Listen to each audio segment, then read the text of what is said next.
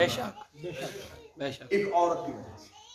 آئیے آگے چل کے دیکھیے کہ کیا اس عورت کے اتنے بڑے کردار کے بعد پھر اس کے بعد آنے والے زمانے میں مستورات کا کردار ختم ہو گیا، اس سے بڑھ کے آ گیا دور حضرت ابراہیم کا۔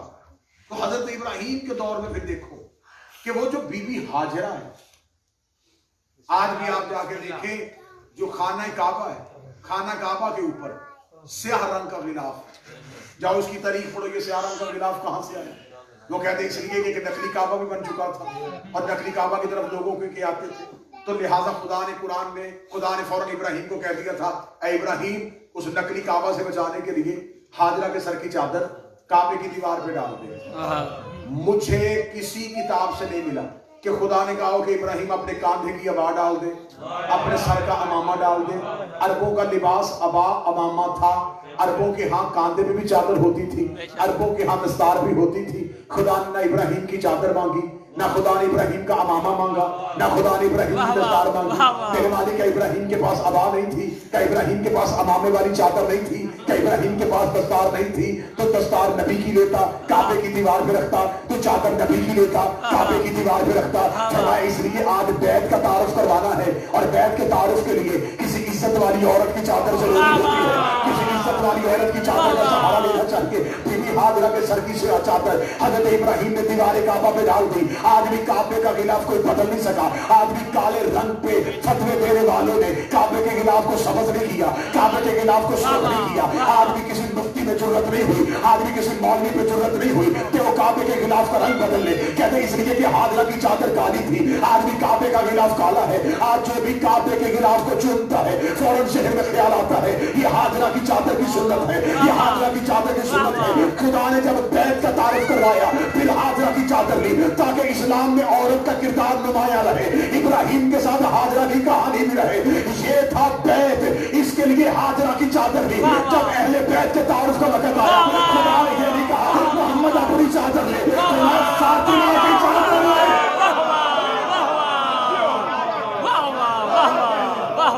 یہ نہیں کہا کہ مصطفیٰ اپنی کملی کے نیچے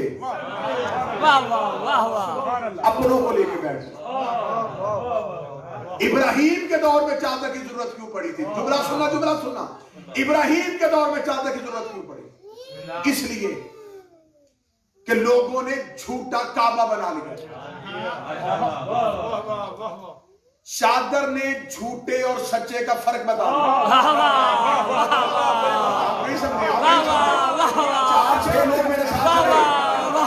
چادر نے بتا دیا جو چادر کے نیچے ہے یہ سچا کعبہ ہے، جو باہر ہے یہ جھوٹا کعبہ ہے۔ نبی کے دور میں لوگوں نے کعبہ جھوٹا نہیں بنایا تھا، اہل بیت جھوٹے بنا دیا تھے۔ خدا نے چادر کے نیچے اہل بیت کو اکٹھا کر تاکہ دنیا کو بتاؤ یہ سچے ہیں وہ جھوٹے ہیں۔ کیا کہنے کی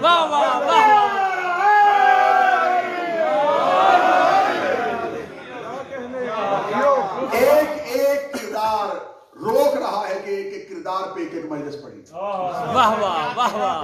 کردار ہاجرہ کیا تھا؟ آؤ زندگی رسول کی ہے تو وہ رسول جسے کائنات کے خزانوں کا مالک بنایا تھا، وہ رسول جس کو مکے والوں نے چاند و ٹکڑے کرتے ہوئے دیکھا، مکہ والوں نے جس کے ہاتھوں میں پتھروں کو کلمہ پڑھتے ہوئے دیکھا، مکہ والوں نے جس کی انگلی کے اشارے سے درختوں کو چلتے ہوئے دیکھا، مکہ والوں نے جس کے دنیا میں آتے ہی کیسر و کسرا کے کنگروں کو ٹوٹتے ہوئے دیکھا، بتوں کو زمین پہ گرتے ہوئے دیکھا تھا۔ اس محمد کو خدا کہہ رہا ہے میرا حبیب ہم نے تجھے خدیجہ کے مال سے غنی کر دیا۔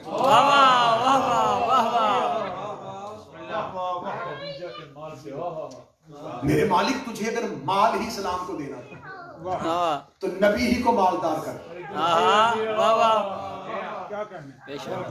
نبی کو مالدار کر دے۔ فرما اگر نبی کو مالدار کر دیتا تو پھر اسلام میں عورت کا کردار کہاں لے گا؟ اسلام میں کسی بھی نبی کے دور میں نے عورت کے کردار اور عورت کی اہمیت کو کم نہیں ہونے دیا۔ لہذا رسول کا دور آیا تو ملکۃ العرب کا کردار آیا۔ اس بیوی کا اتنا واضح کردار ہے کیونکہ ہمارا تعلق منبر کے مناظرے کے ساتھ ہے، ہم آپ کی قوم کے عقائد کے تحفظ کرتے ہیں باہر والے مورچوں پہ کھڑے ہوتے ہیں جو بندے کہتے ہیں ان کی عزت کرو نبی کی بیوی، ان کی عزت کرو نبی کی بیوی، ان کی عزت کرو نبی کی بیوی. مجھے عزت آل محمد کی قسم ہے جس کی عزت کروانا چاہو ہم کرنے کے لیے تیار، لیکن پہلے یہ بتاؤ نبی نے شادی کا پیغام کس کے گھر بھیجا تھا؟ اسی پہ کہانی ختم ہو جائے، اسی پہ بحثیں ختم ہو جائیں، اسی پہ جھگڑے ختم ہو جائیں. نبی کی بیویوں میں سے وہب زوجہ بی بی خدیجہ جس کے دروازے پہ نبی نے شادی کا پیغام بھیجا. جو نہیں بولے ان کے لیے جملہ ختم. برات ایک ہی گھر میں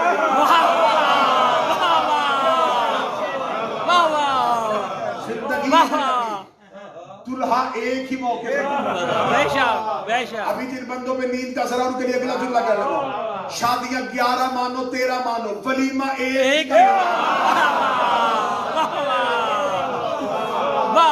کتنے دن میرے نبی کا ولیمہ ہوا؟ 3 دن تک. بے شک. جاؤ تاریخ طبری اٹھا کے دیکھو، بی بی خدیجہ نے اس دن کہا تھا آج جو بھی کھانا کھانے کے لیے عرب کے لوگ آئے انہیں سونے کے برتنوں میں کھانا دینا، چاندی کے برتنوں میں کھانا دینا.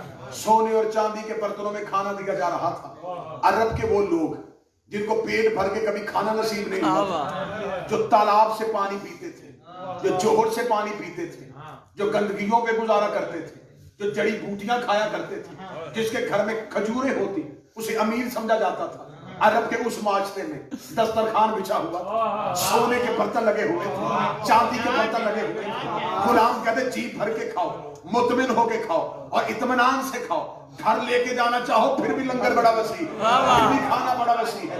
جب کھانا لگ چکا تھا تیرے نبی کے ولیمے کا تو بی بی خدیجہ کے جملے آج بھی تاریخ طبری میں ہیں. بی بی نے اپنے نوکر میسرہ سے کہا تھا مکہ کی اونچی پہاڑی پہ جا کے اعلان کر دینا کہ دسترخوان صرف 1 دن نہیں چلے گا، دسترخوان 3 دن چلے گا. جس نے آج کھانا وہ آج کھائے، جو آج نہیں کھا سکا وہ کل لے کے آئے، جو کل نہیں آ سکا وہ رشتہ داروں کو پر صبر آ لینا. 3 دن مسلسل میرے گھر سے کھانا کھاتے رہنا. اور دوسرا اعلان بھی کر دینا کہ کھانا کھانے کے بعد اپنے جھوٹے برتن چھوڑ کے نہ جانا.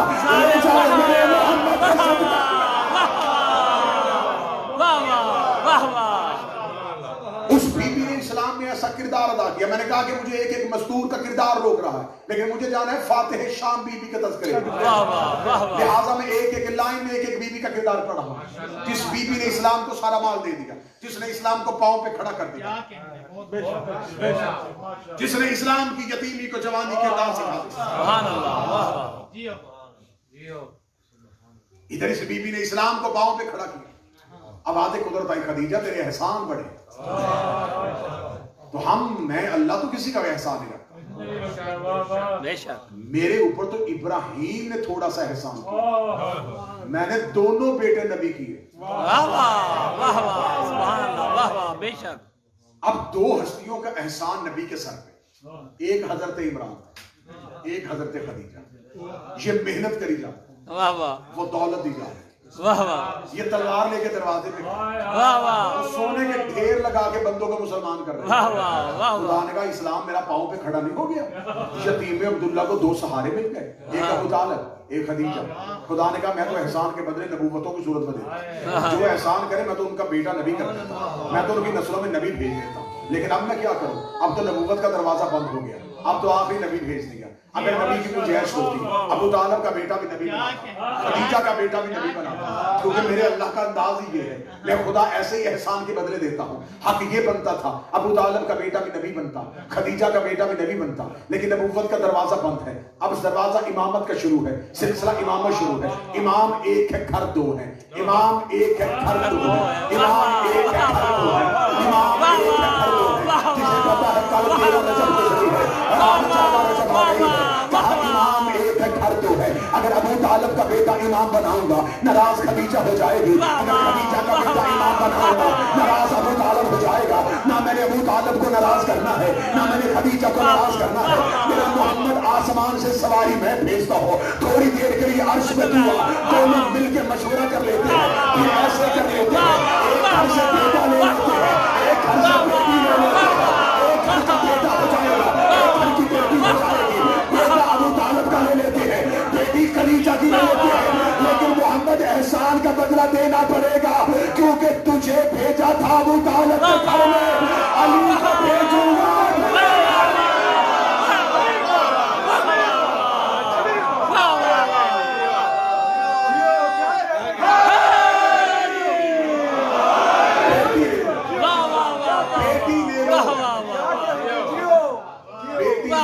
تیرے گھر سے بیٹا آئے گا، میرے گھر سے بیٹا، اللہ کے گھر سے۔ جملہ اچھا کر کے کہوں؟ بسم اللہ۔ عدنان کیا صاحب جملہ اچھا کر کے کہنا، بیٹا آئے گا لم یلد کے گھر سے،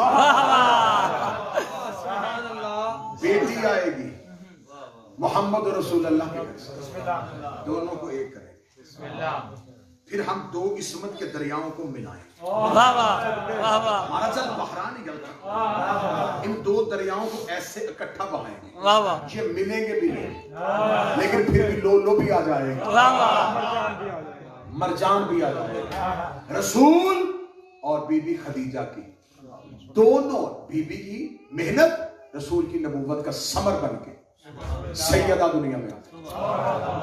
اسلام میں عورت کا کردار، اسلام میں عورت کا کردار، کہانی بڑی محنت سے شروع کی ہے، تذکرہ حوا سے لے کے آئے، اب مجھے یہاں پہ آ کے اکیلے نہ چھوڑو۔ اب جب جناب سیدہ دنیا میں آ گئے تو خدا نے کہا میرا محمد دیکھ، ہم نے تجھے نبوت دی، احسان نے جتلایا، رسول بنایا، احسان نے جتلایا، یاسین کہا لاڈ سے، مزمل کہا محبت سے، مدثر کہا تیرا حق بنتا، تیری قسمیں کھائیں تیرے انداز ہی ایسے، تو جس شہر میں گیا میں نے اس شہر کی قسم، جس گلی سے گزرا میں نے اس گلی کی قسمیں کھائیں، میں نے تجھے ایک لمحے کے لیے تنہا نہیں چھوڑا، لیکن میرا محمد پھر اتنے بھی لاڈ نہیں، اب میں تجھے دے رہا ہوں سب سے بڑی نعمت، آج مجھے احسان دینا پڑے گا، اِنَّا أَعْطَيْنَاكَ الْكَوْثَرَ، میں تجھے زہرا عطا کر رہا ہوں۔ سیدہ تجھے عطا میں ملے، عطا ہمیشہ نعمت ہوتی، نعمت پیدا نہیں ہوتی، نعمت نازل ہوتی، ہم تمہیں زہرا نازل کریں گے، ہم نہرا کو نازل کریں گے، ہم تجھے عطا کر دیں گے فاطمہ۔ اب جناب سیدہ دنیا میں آئی، فرمایا کیونکہ تو ہے آخری نبی، شروع کیا ہے آدم سے بات، آدم کے ساتھ حوا بھیجنی پڑی تھی، ہر نبی کے ساتھ ایک مستور بھیجنی پڑی تھی، لیکن کیونکہ تیرے اوپر تو فضیلتوں کے دروازے بند ہو گئے، تیرے بعد تو فضیلتوں کا ثانی کوئی نہیں ہوگا، اگر تیرے گھر میں بھی ایک ایسی بی بی بھیج دوں جو باقی بیویوں کی طرح ہو تو پھر تیرے اوپر فضائل کیسے؟ لہٰذا ہم تجھے زہرا جیسی ایسی بیٹی دیں گے، سیدہ جیسی ایسی بیٹی دیں گے، اس کو ہم بنا دیں گے عالمین کی عورتوں کی سردار۔ اب یہ بات بڑی آسان باتیں کرو، بڑی سلیس باتیں کرو۔ جناب سیدہ ہے سیدۃ النساء العالمین، سیدۃ النساء المسلمین نہیں، عالمین۔ مومنوں کی ماں ہونا اور ہے، عالمین کی عورتوں کے سردار۔ ہم تجھے دیں گے سیدۃ النساء العالمین، صرف دنیا کی عورتوں کی سردار نہیں، عالمین۔ عالمین کتنے ہیں کسی کو نہیں پتہ ہی نہیں، کتنے آنے ہیں پتہ ہی نہیں، یہ کون سا عالم، اس کے بعد کون سا آئے گا، اس کے بعد کون سا آئے گا، یہ اندازہ کسی کو بھی نہیں۔ جتنے بھی عالم آ چکے، جتنے بھی عالم اس وقت ہیں، جو آئیں گے، تمام کی سردار جناب فاطمہ۔ اس کا مطلب اگر حوا عالمین میں سے سردار فاطمہ، حاجرہ عالمین میں سے، مریم عالمین میں سے، سردار فاطمہ۔ ہم نے تمام مستورات کے جتنے بھی اسوے ادھورے تھے ہم نے فاطمہ پہ مکمل کیا۔ کیسے؟ میں فاتح شام پہ آ گیا، بالکل قریب پہنچ گیا موضوع۔ جناب حوا عزت دار پہلی اسلام کی مستور، اسوہ نہیں چل سکتا، سیرت آج کی عورتوں کو نہیں دے سکتی، ادھوری سیرت، کیونکہ حوا نہیں بتا سکتی کہ ماں کی عزت کیسے کرنی۔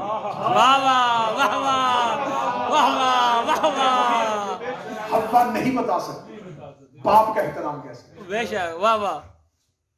آؤ دوسری عزت والی مستور، जनाब आसिया, वाह वाह एक एक बीबी की कहानी सुना, वाह वाह बहुत इज्जत वाली, मोमना कह के सलाम करो, इज्जत के साथ नाम लो, सलाम किया करो, सीरत फिरत हुई, वाह वाह नहीं बता सकती कि शौहर का एहतराम किया, वाह वाह वाह वाह वाह इज्जतों में बहुत ऊपर चली गई ईसा की मां, बतूल कह के बुला दी, पूरी सूरत शाम में भेजी, बार बार कुरान में मरियम का तज़किरा कर दी, बेशक सीरत फिरत हुई, हाँ नहीं बता सकती वाह वाह मरियम के शौहर का एहतराम किया। वाह वाह बेशक हर औरत के पास अधूरी सीरत थी, खुदा ने कहा मैं फातिमा मुकम्मल करके भेजा, वाह वाह वाह वाह वाह इतनी मुकम्मल करूंगा कि वाह। बाप है नबियों का वाह सरदार, वाह वाह वाह शौहर है वलियों का वाह सरदार, वाह वाह बेटे हैं जन्नत के सरदार। वाह वाह। अगर कोई अच्छी माँ बनना चाहे तो फातिमा को देखे, वाह वाह। अगर कोई अच्छी बीवी बनना चाहे तो फातिमा को देखे, अगर कोई अच्छी माँ बनना चाहे तो फातिमा को देखे। इसका ससुर है अबू तालिब जैसा, इसके पास माँ है फातिमा बिन्ते असद जैसी, इतने रिश्तों में घिरी हुई मुकम्मल तरीन औरत का नाम फातिमा है। मेरे मालिक बंद हो गए दरवाजे, अब इससे बढ़ के कोई मजदूर नहीं आनी, अब इससे आगे कौन कहानी कहाँ जाएगी। आलमीन की सरदार भी बन गई, हर एक सीरत भी मुकम्मल हो गई। खुदा ने कहा थोड़ी देर के लिए रुक जा, हमने मोहम्मद पे नेमत की है, हमने मोहम्मद पे अता की है, लेकिन अब ज़हरा तो बनी है, अब एक सानिया ज़हरा भी बनानी पड़ेगी, एक सानिया ज़हरा भी बनानी पड़ेगी। मेरे मालिक फजीलतें पूरी हो गई है, मेरे मालिक सीरतें पूरी हो गई है, मेरे मालिक हुस्न पूरे हो गए हैं। अब सानिया ज़हरा की जरूरत क्या है? फरमाया फातिमा बड़ी मुकम्मल है, लेकिन फातिमा नहीं बता सकती कि भाई के साथ